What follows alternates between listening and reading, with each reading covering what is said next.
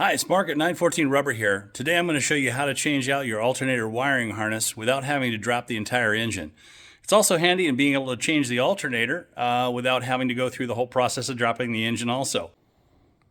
I have here my 2-liter out of my Alaska Blue car that you can take a look at as far as how to disassemble this.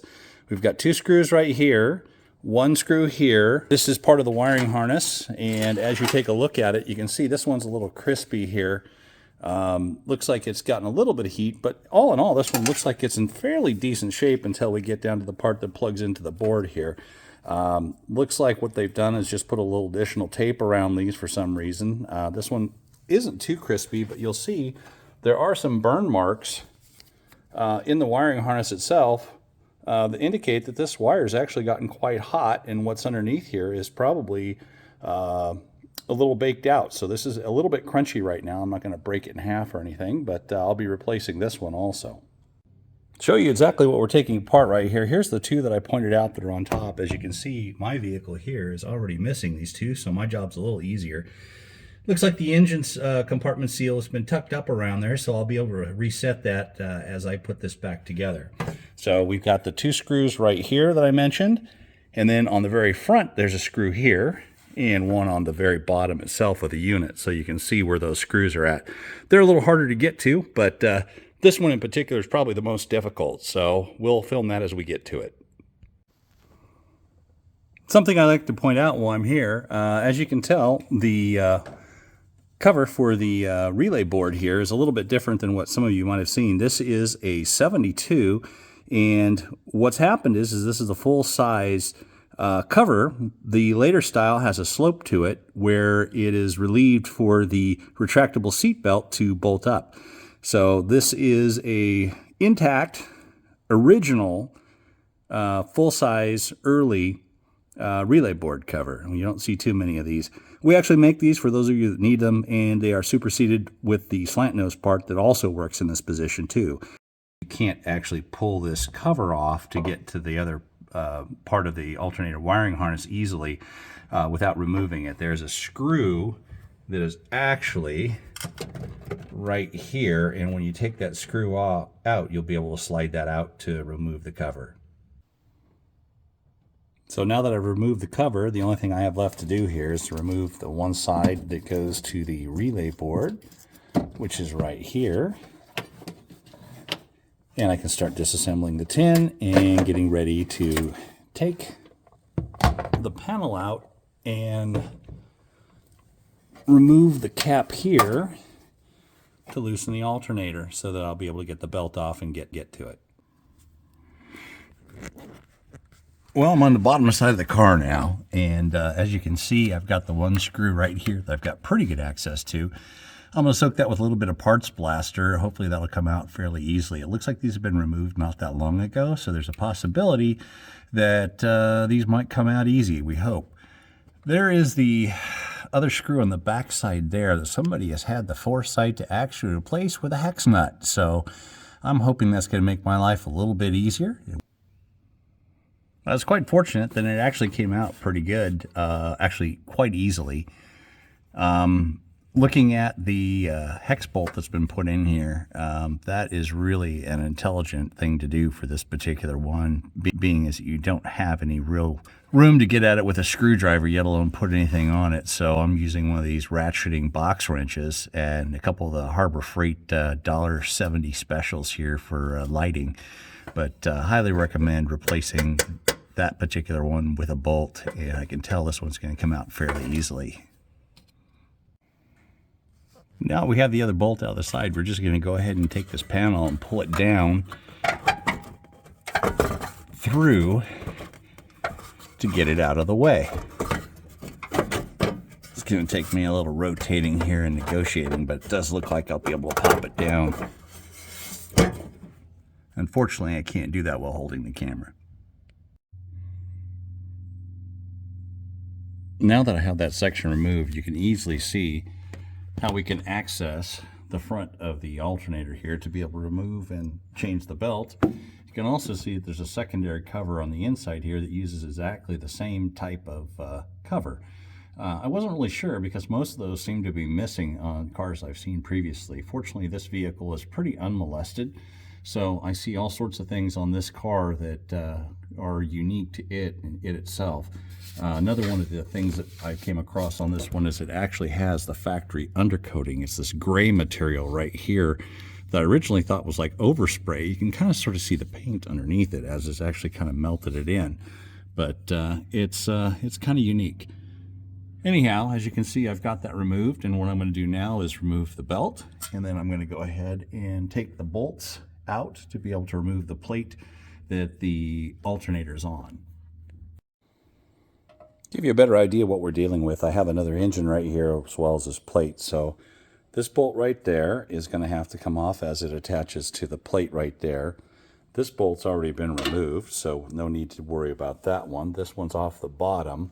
However, I have a carriage bolt that comes through here that I have to remove from the back side, as well as another bolt right here that you can see this directly underneath the belt. So as soon as I relieve the belt, I'll be able to take off that back one and get to that. And the carriage bolt itself, right there. So to get more access, we're removing part of the heating system here to be able to get to the bolt that is behind the alternator. Note that this bolt and this bolt are longer than the regular cheese head screws. That's where the flapper comes off of the air shroud. It's also a good chance to replace those seals while you're here. So I've got one bolt up here that will relieve this so that I can take this off. And looking for that bolt, it is right here in the sheet metal at the base of the air tube. As we start taking the parts off here for the heating, we can start to see a little bit more of what we're trying to get to, which is the bolt in the back of the alternator there. So I have one more piece here that I need to take off that goes from the blower into the heat exchangers. After having finally removed the last part there, I can see the blower here is actually missing the little small flap on this side, so I'll be able to replace that at the same time. There's the bolt that we are trying to get right there. So after we remove the nut from the back here, we can push the carriage bolt forward, and it makes this much easier to move around to be able to get the belt disengaged. I'm actually pushing the alternator up so that I can get enough clearance here to be able to rotate the belt off and get to my remaining bolts to get the one metal housing off here and be able to remove my alternator. So after removing the very last bolt there, I'll be able to remove the shroud. So the real key here you're going to find is you're going to want to remember the way that the sheet metal goes back in. So this particular piece is towards the back here and holds this front kind of in line there. Yeah. Looks like I'm just going to have to gently finesse this out. So as I'm getting ready to put this back together here, I wanted to replace a couple of things and put a few things back in that were actually missing. So the inspection plates here, there's also an adjustment plate that covers the nut in the front as well as the top of the adjustment. So there's actually two of these little covers. I was missing one of those, so that should help improve the cooling a little bit. That's the alternator cooling cover. I also noticed when I was down in here removing this section that one of the air intake flaps was also missing on that, so I'm going to go ahead and replace that.